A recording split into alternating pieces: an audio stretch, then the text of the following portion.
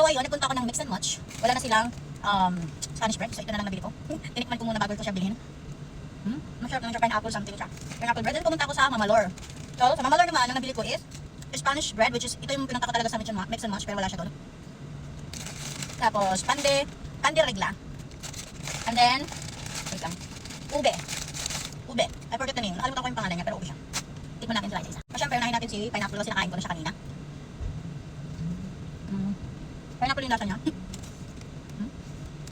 Masarap.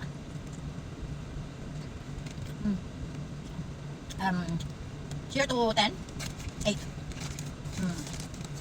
So next, pandirigla, nabili ko to sa Mama Lord, dalawa pala siya. Kasi animan talaga yung binili ko, pero dalawa lang, isa lang kinuha ko, tapos matikip para sila, akala ko malaki lang siya. So pandirigla from Mama Lord.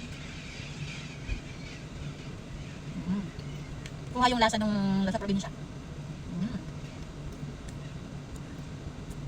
0 to 10, 9. Okay. Next,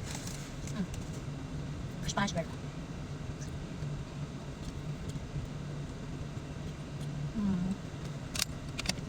Okay, ano yung lasa niya? Gusto ko siya mas maraming yung sa loob. Siya hindi ko siya masyadong marami yung loob.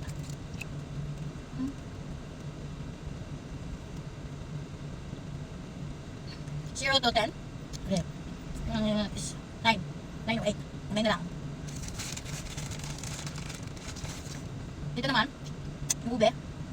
Yung nababoy din siya. Kaya dito.